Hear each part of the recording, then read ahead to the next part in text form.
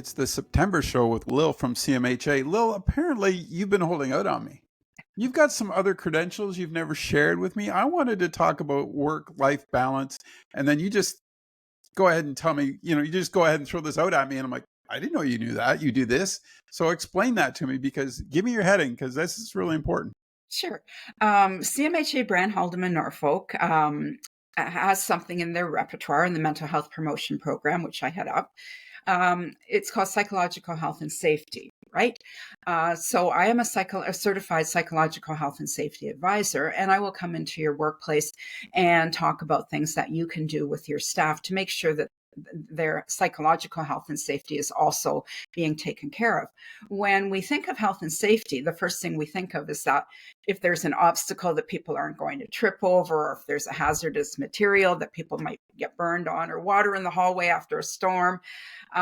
Those are all very important, of course, but part of health and safety as well is psychological health and safety, and that's your mental health on the job, which is very important. So that pertains too to that work-life balance, doesn't it? Yes, Because absolutely. I'm glad you brought that up, because I didn't realize this. Like I understood balance, but my first thing was, oh, I need more time off. I need to Right. have a better balance of what when I'm doing this and when I'm with my family. So Yes. can you go down that road a little bit? Sure. I mean, work-life balance is very important, but as you said, it's not just about more time off. It's kind of your workload, how you're being treated on the job. Are you being bullied? Are you being harassed? Are you being valued? Are you getting constructive feedback?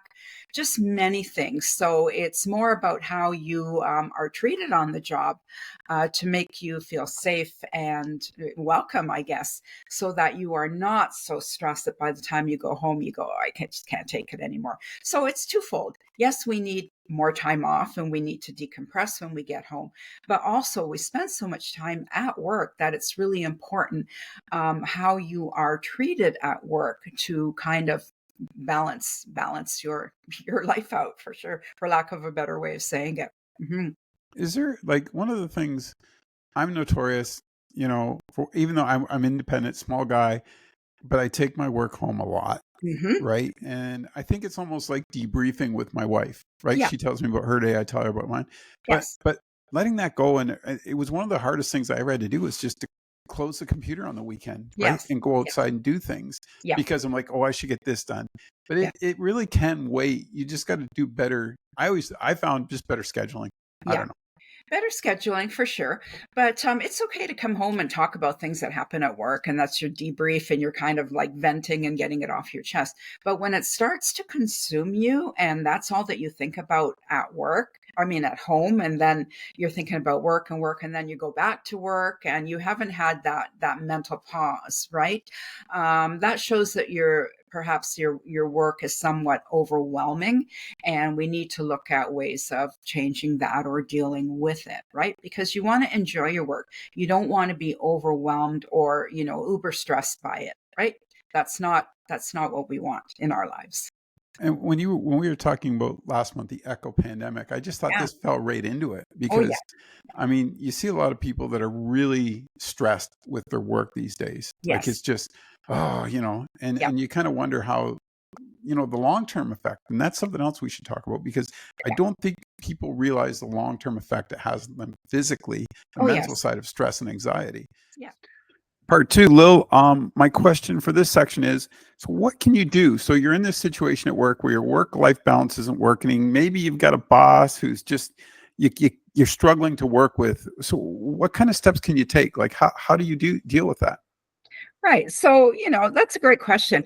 We're always, we always want to do our best on the job, and we never want to admit that maybe the work is overwhelming or getting to me, because we're getting paid to do our job, right? We don't want to come across like we don't know what we're doing. But that's usually not the case. If you are feeling overwhelmed and that balance is just not happening at work, the first step to take is talk to your supervisor, or whoever is in charge of your program, and have that conversation. And a good receptive supervisor or manager will understand what you're saying. And you need to be very clear about, look, I'm quite capable of doing my work. I would like to work as a team, but I'm really finding that my current workload is quite overwhelming and I'm not able to meet the demands of the job. That balance isn't there. I'm taking it home with me. I'm getting stressed. I'm not enjoying my work anymore. And when you have that frank conversation with your supervisor, then you come up with a plan of action to moderate your workload, or maybe put your work demands in small chunks, right? Like, I need to do this week. I'll do that this next week. Sometimes when we are overwhelmed like that, it's because of how our time management, right? So perhaps we think that we just need to get everything all done at once, and that's when it becomes overwhelming. But it's really important that first you try to put all your workload into small, doable chunks. And what is priority? What can wait? And then if that isn't working, right, if your time management moderation or mediation is not working, talk to your boss and say that, look, it's just too much work, and I would really appreciate if we could do something about my workload. I'm not trying to slack or slough off my responsibilities, but you need to know that I'm not able to get my work done in a relatively during my work week. So have those conversations. So first, look at your time management practices, because that might be an issue. If you find that that isn't working and you've tried that, have that conversation with your boss. Yeah. Two more questions. Sorry to Yeah. keep you, but one of them was, and I hear this a lot from folks, because of the coming out of the pandemic, jobs changed. So people seem to be having more add-ons to their work, which means their bosses might feel they can handle more. But at the same time, I kind of wonder if that's fair, because all of a sudden that ain't what my job description is. But here's that expectation. They're saying, well, you need to do this, or I think that part's kind of, I'm seeing that more. And the other part of this too I want to address is, a lot of people want to work to get their work done and be done. Yeah. And I think bosses are struggling with that, because if you tell me, here's what I want you to do, and I do it, and I'm done it in 6 hours, I want to go home. I'm done what you asked me to do. And I think that might be changing the whole work environment. Yeah, I mean, for sure. If you finish a project, clearly you're able to finish it. So now it's time to add something else because you're done with that, right? Yeah. So be careful of that. I'm learning from our young people on the job. Yeah, exactly. And I'll tell you, like, we have that my generation has that mentality that you do your work, you get it done, you don't question your workload. I'm seeing this younger generation that are really being quite assertive, right? Saying, I don't have the capacity to take anything else on. I don't have the capacity to finish this at 5 p.m. today. Is there something that we can do? Is there a workable compromise? They're not afraid to have those conversations. And I don't think anyone should be afraid to have those conversations. As you mentioned, since the pandemic, we're now like hybrid, right? So if you can't come in one day because of the weather or anything, you can tune in via Zoom or Teams or whatever. So there's that capacity to be constantly connected and no excuse not to be, right? But like I said, you need to be assertive. Like, you're not there. You're not nobody's slave. And I have to be quite blunt, right? If you feel that your workload is overwhelming and you have tried everything to manage it, but it just isn't manageable, it probably isn't manageable. Okay. It's not anything that you're doing. And that's when you have to have those conversations with your boss. Yeah. One of the comparative stats that I read recently was that, people that work from home are 70% happier than people that go into work. Like, it was a 60-70 split. There was only like a 10% difference in working at an office or a facility to the 10% that, but that's 10% that are happier. Yeah, I mean, of course, like when you're working from home, you have that flexibility. You're not just sitting in your office, for 8 hours.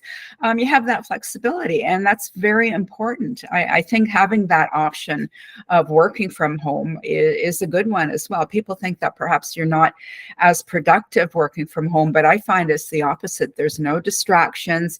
You have that flexibility, and it's actually quite ideal.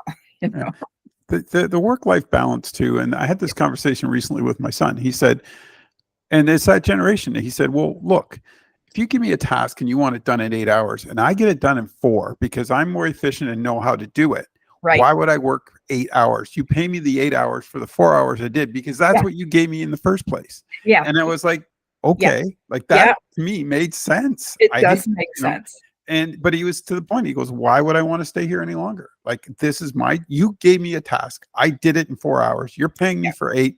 I'm going home. We can learn a lot from the younger generation. They Yeah. have an Different. optimal work-life balance philosophy. We Yeah. can learn a lot from them. And hopefully, as the workforce retires or moves on, and we have our younger generation taking leadership roles, you will see that I change. You will agree. see that culture change, that work is not the be-all to end-all. When you're at work, you need to do your work. Obviously, that's your job and you're getting paid for it. But it is not the be all to end all. That work-life balance is so important to your well-being. Great topic today. I love when, and I think what we're trying to do here is cross generations, folks, because it's a different mindset. When I was young and starting out, you worked like it, you know what I mean? Like you were scheduled to be there and that Yep. was it. And then usually they wanted you to stay longer, Yeah. right? They're like, oh, give us a few more hours. But I think that's changed so massively. And I got a lot of respect for that younger generation sort of tackling this and looking at going, no, if a 4-day work week's what society needs, then that's what it needs because we need to have balance. And I think that's something we all could. I mean, I want a strong work ethic in my kids, and Of course. but at the same time, that balance is critical. Like it took me a long time to learn that. So I agree with you. And thanks for talking about this. It's such a good topic. You're very welcome. Listen, have a great holiday. Talk to you later. Thank Okay. you. Okay. Keep up the great work. Thank you.